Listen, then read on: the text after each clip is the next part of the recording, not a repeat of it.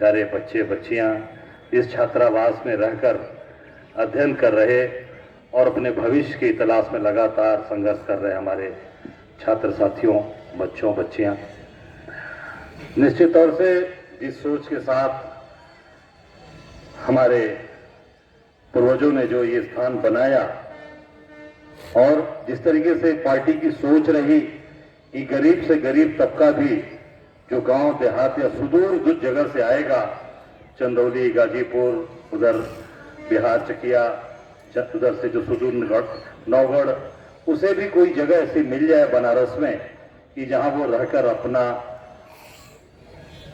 शिक्षा दीक्षा ग्रहण करे, अपने जो उसकी तैयारी है, जो भविष्य की वो तैयारी करे। और उस सोच के तहत आज इस स्थान का जो निर्माण हुआ, मुझे लगता है कि यहाँ से भी सैकड़ों हजारों बच्चे निकल कर राजेश जी सरकारी उच्च पदस्थ पे, ऊंचे पदों पर काफी बैठकर वहां पे लोग काम कर रहे हैं और लगातार वो आगे समाज को दिशा दिखा रहे हैं। उसी के तहत आज मुझे लगता है कि यहाँ से भी तैयारियां लगातार चल रही हैं। पर जो स्थिति सामने है, आपने काफी मजबूती के साथ लोगों की यहाँ पर उनकी चीजें चलती हैं, वो आगे तैयारी करते हैं। पर जो बच्चे, मुझे लगता था कि पहले दौर में जो दौर था 14 के पहले का, एक दो अटेम्प्ट दे देते थे तो मुझे लगता था शायद वो कहीं ना कहीं उनको जगह मिल जाती थी, कहीं ना कहीं वो किसी सर्विस में सेलेक्ट हो जाते थे, उनको स्थान मिल जाता। जब से ये सरकारें आई हैं तब से तो पर्चा ही लीक हो रहा है आप लोगों का। कहीं आप देने जाते हो तो मालूम वो पर्चा लीक कर गया, पर्चा लीक हो गया। पर्चा लीक हो नहीं रहा, जानबूझ के कराया जाता है। इसलिए कराया जाता है कि सरकार की सोच नहीं है।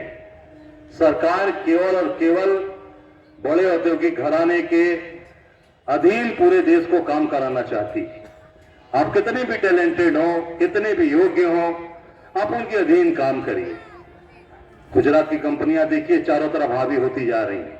कहीं पर भी देख लीजिए, बनारस में एक छोटा सा टेंट सिटी बना है, देखा कि नहीं? चंदौली के लोगों ने देखा होगा, मुगलसराय के लोगों ने, ठीक गंगा जी के उस पार टेंट सिटी बनाया है। सोचिए, टेंट सिटी भी बनाया तो किसको दिया है? उसकी बुकिंग कहां से हो रही है मालूम है आपको? अहमदाबाद की कंपनी है, गुजरात की। गुजरात से वहां बुकिंग होगी और उसमें जाके लोग रहेंगे। अब हुई कितनी बुकिंग मुझे नहीं मालूम, पर वो भी काम बाहर के लोगों को दिया गया है। विश्वनाथ कॉरिडोर का काम किसको दिया गया है? गुजरात की कंपनी को। चलाने का काम किसको दिया जा रहा है? गुजरात की कंपनी को। सारे के सारे हर जगह पर आप उठाकर देखिएगा, पूरा का पूरा एक प्रदेश के लोगों को, जहां से मूलतः ये दो लोग आते हैं, पूरा का पूरा गुजरात का पूरा काम दे दिया गया।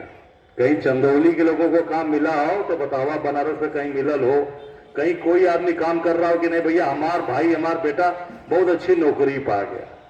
कहीं नहीं। इसलिए कि उनको आपको कमजोर करके रखना है। 5 किलो गेहूं और 5 किलो चावल पे देश चलेगा, समाज चलेगा? कि आपने दे दिया चुनाव के दौर में, वो भी हम सुनते हैं कि खराब चावल दिया जाता है। आज गरीबी का मजाक उड़ाया जा रहा है। कभी भी, आज इसके पहले भी सरकार कांग्रेस की थी और गठबंधन की भी सरकारें आई, इस तरीके की सोच से कभी काम नहीं किया गया। हर आदमी को काम मिला। आप खुद स्वाभिमानी हो, खुदगर्ज हो। आप चाहते हो कि मेहनत करके मैं 2 पैसा कमा कर कोई चीज खरीदूंगा। मैं किसी की दान और कृपा पे जिंदा रहने वाला नहीं हूं। मेहनत करके हमारे पूर्वजों ने, हमारे लोगों ने समाज के अंदर अपना स्थान स्थापित किया है। किसी की दया और कृपा पर, किसी से भीख मांगकर हमने आज अपना स्थान नहीं स्थापित किया है। मदद करना एक अलग विषय है, साथ करना एक अलग विषय है। छात्रावास में आके बच्चे जो यहाँ शिक्षा ग्रहण कर रहे हैं, उसकी मदद सब लोग करते हैं। समाज के सभी लोग अपना उसमें सहयोग देते हैं। मदद करना दूसरी बात है, और एक अपने मौके पर इस्तेमाल करना कि आपने चावल, गेहूं और बीच में तो सुना नमक और क्या क्या बात कर कि भैया जनता को भ्रमित कर दो, और ये भी कहो कि नमक हमार खात हुआ, ये भी कहा जा रहा। तो ये सारी चीजें क्या हैं? अरे भाई, हम मेहनत परिश्रम सारी चीजें कर कर आज हमारे पूर्वजों ने हमें यहाँ खड़ा किया है। आज जो चीजें बनी हैं आपकी विरासत है, आपकी ताकत है, आपकी बदौलत है। इसमें किसी की कोई ये कहे कि नहीं मैंने बहुत दया कृपा करके कर दिया, ये चीजें नहीं है। मेहनत करके लोगों ने प्राप्त किया है, संघर्ष करके प्राप्त किया है, और आपका हक अधिकार है। उस हक और अधिकार को कौन छीन लेगा। पर हाँ, वर्तमान में जो चीजें चल रही हैं, अगर ये ज्यादा दिन तक टिक गई तो आप देखना, आपकी सारी चीजों को गुजरात उठाकर पूछ लो, जो वहां लोग रह रहे हैं गरीब तबका, उनको एकदम नीचे स्तर पर बैठा के रखा है इन लोगों ने। हम तो चुनाव प्रचार में इस बार तो नहीं जा पाए थे, पिछली बार मेरी ड्यूटी लगी थी, मैं गया था। पूरा का पूरा इनका जो सबसे बड़ा एरिया काठियावाड़ वाला एरिया है, मैंने देखा कितनी गरीबी है, कितने वहां पर किस तरीके से पकौड़े खाने के लोगों चुनाव के दौरान लाइन लगाया जा रहा था। मैंने देखा वो जो पूरा का पूरा जहां मेरी ड्यूटी लगी थी, ये पूरा जो शोभना जी के मंदिर वाला कच्छ, ये पूरा एरिया था, ये गिर वाला, उसमें पूरी ड्यूटी लगी थी। तो आज समाज को हाथ में काम की आवश्यकता है। हर व्यक्ति काम करना चाहता है कि हम आज हमारे बच्चे यहाँ से पढ़ लिख कर निकले, उनको अच्छी नौकरी मिले, अच्छा काम मिले, मेहनत करके आगे बढ़ेंगे। जो गांव में रह रहा है वो भी काम करना चाहता है, पर आज वो स्थिति परिस्थिति नहीं है। कुछ काम नहीं, सारे काम बंद करके ठप कर दिए गए। जो बाहर लोग काम करते थे, जो दूसरे प्रदेश के अंदर बॉम्बे, दिल्ली, कलकत्ता जाके काम करते थे, हरियाणा, आज वो भी धीरे धीरे कंपनियां कम अपनी छटनी कर करके लोग गांव में आकर बैठे। उसका कोई विकल्प नहीं है। बनारस में कोई कल कारखाना लगा? 14 से लेके आज तक 2023-24 होने जा रहा है, 9 साल कंप्लीट हो गया। एक कल कारखाना प्रधानमंत्री की कॉन्स्टिट्यूंसी है ये, आप बताइए कहीं भी एक कल कारखाना लगा हो तो बताइए। एक चुनाव के दौरान मेरे विधानसभा में आए थे, मेरे द्वारा वो जमीन का अधिग्रहण करके वहां पर अमूल को वो जमीन दिलवाई गई थी, 16 में रजिस्ट्री हुई थी बनासकाठा के नाम से। उसका उन्होंने आके केवल एक झूठा वहां पर मनगणन आकर शिलान्यास किया था, और वो भी केवल हम लोगों को चुनाव हराने के लिए कि हजारा कैसे चुनाव हारेगा। अगर सीधे मोदी जाकर कहेंगे कि हजारा को चुनाव हराओ तो हजारा चुनाव हारेगा नहीं, तो उसको घुमाया गया, गुजराती बुद्धि लगाई गई और लगाकर वहां पर अमूल का शिलान्यास करके किसमें हजारों लोगों को नौकरी मिलेगा। मोदी जी अगर शिलान्यास कर दिए इसमें हजारों लोग नौकरी करेंगे, तो ये संदेश किया कि नहीं भैया, भाजपा के साथ ही रहो, जो भी कैंडिडेट है कोई दिक्कत नहीं है, भले वो काम नहीं करता अपने घर से भगा देता है, पर ऊपर देखो, नीचे मत देखा, ऊपर देखा। अरे भैया ऊपर का देखो, ऊपर देखा तो जान प्राण जात हो, नीचे के लोगों के देखा ना। जब नीचे देखो कि राजेश चौधरी जी अच्छा काम करत हुआ, हजारा अच्छा काम करत हुआ, जिला अध्यक्ष अच्छा काम करत हुआ, तो आप किसका दरवाजा खटखटाएंगे? ऊपर वाले का दरवाजा खटखटाएंगे कि नीचे वाले का? मिलेगा कौन आपको? नीचे वाला मिलेगा। तो नीचे वाले को भूलकर ऊपर वाले को लोग दिखा दे रहे हैं। ये केवल लोगों को भ्रमित करना, मानसिक रूप से, साइकोलॉजिक रूप से पूरी चीजों को बदलना, ये इस तरीके से काम जो चल रहा है समाज में, मैं समझता हूं कि इसको सब लोग समझिए, क्योंकि सीधे और सज्जन लोग हैं हमारे लोग ठगने वाले लोग नहीं है, ठगाए जाते हैं।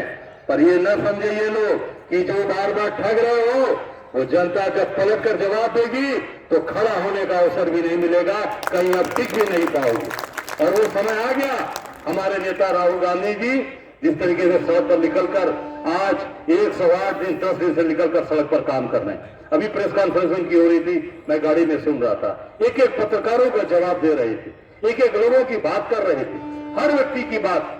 आज ऐसे लोगों की आवश्यकता आ गई जो सड़क पर उतर कर लड़ेगा, जो सड़क पर खड़ा रहेगा।